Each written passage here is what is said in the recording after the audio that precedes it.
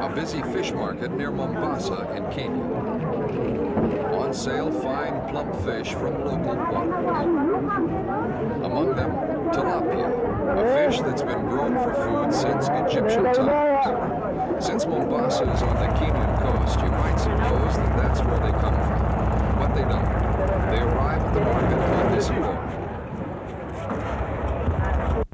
And this lorry has come not from a lake or a river, but from a farm. Baobab Farm, just 10 miles north of Mombasa.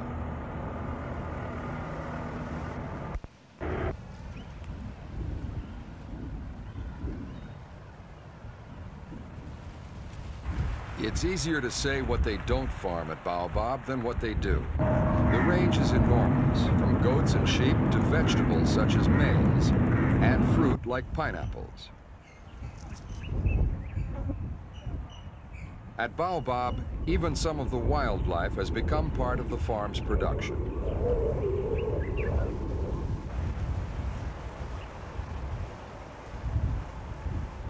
The whole farm is efficient, productive, and fertile. And yet the original impetus for this whole operation came from an industry which is the very opposite of agriculture.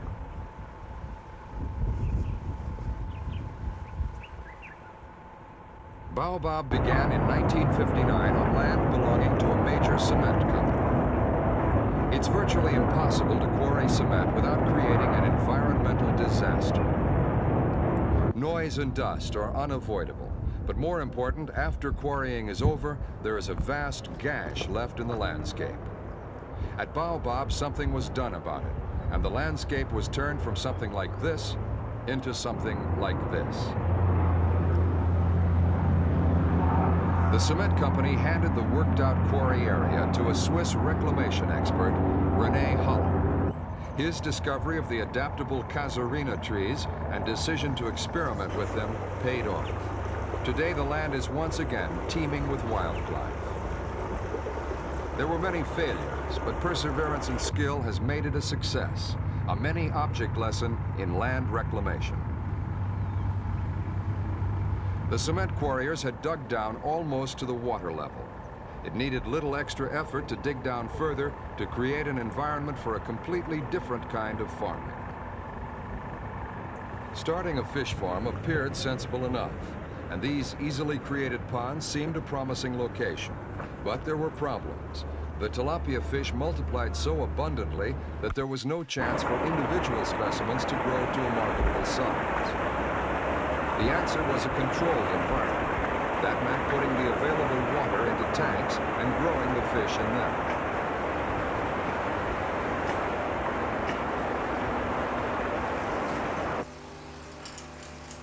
Behind the hard practical work of digging ponds and building tanks lay a careful program of research.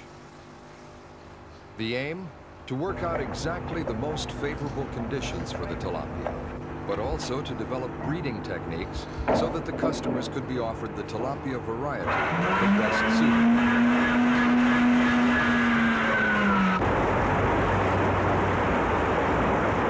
The process starts in the hatchery. From there, the fry enter a system of raceways which are designed so that water reuse is possible without extra pumping.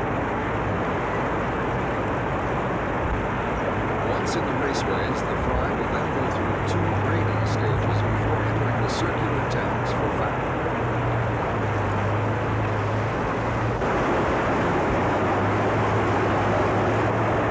A lot of research went into the development of a diet that would be cheap, effective, and locally available. The answer has proved to be fish. The absence of a commercially available diet and ever-increasing prices of fish meat meant that another source of nutrient had to be found. As a result, a new economical and low-calorie protein tilapia market was formulated.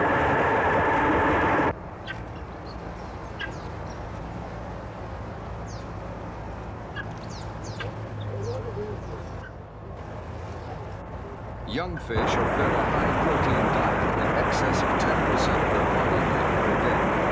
But the feeding rate is gradually decreased during growth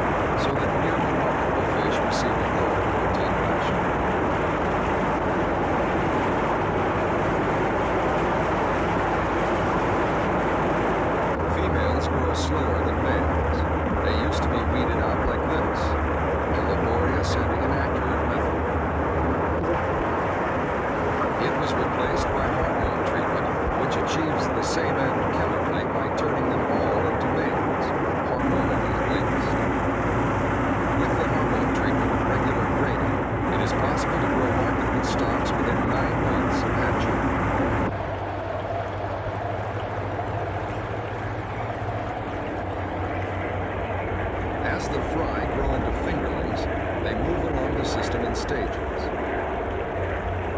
The fish are carefully graded according to size and weight, using a specially designed system of handling which minimizes stress and bruising, factors which can greatly affect the eventual marketability of the product.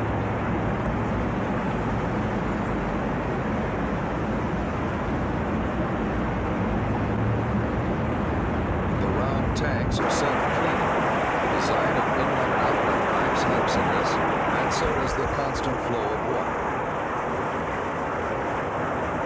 In an ordinary pond or lake, the water is usually fairly still, and it's the fish that move to get oxygen from the water through their gills. But in this system, it's the other way around. The water moves, and the fish don't waste precious energy, but that means food on swim. But good food and clean water aren't enough on their own. Tilapia also needs space. Overstocking leads to stunting, so very young fish, fingerlings, are removed when their numbers are too high for the available tank space. Some are sold as stock for other fish farms, others go into making tilapia feed pockets.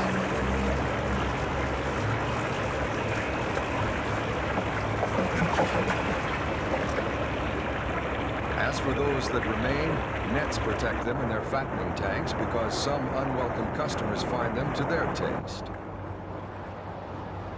Excess fish also become tasty snacks for very eager but welcome customers.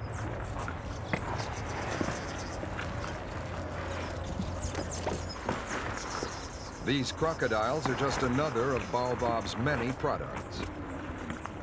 Crocodile ranching makes use of waste fish and provides another production outlet for the farm. But the farm also keeps pets. Among them is Sally the hippo, and there are no plans to turn her into giant-sized steaks. She's the farm mascot, much loved and popular with visitors.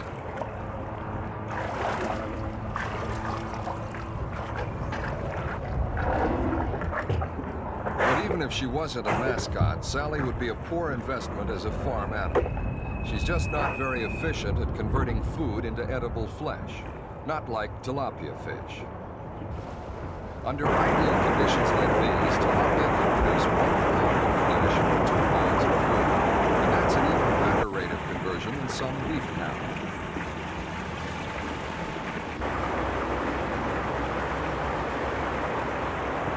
Every tank like this, containing 20,000 liters of water, can yield between 2 and 3 tons of table-ready fish per year.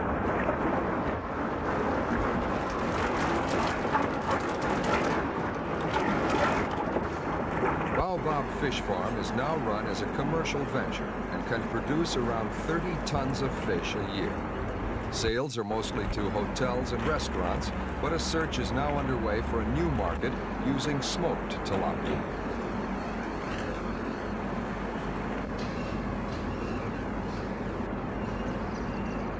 Baobab Farm is expanding with sales of fingerlings and table-size fish. Those involved in the project believe that the system used is at the forefront of future trends in fish farming. But there is still a long way to go. Plans are being made to create a complete integrated system to diversify and expand production. Yet already Baobab Farm has become a success. From an ecological desert left by the quarry work, the devastated area has returned to life. This success means that a brighter future has opened up, not just for the wildlife, but also for the people living here.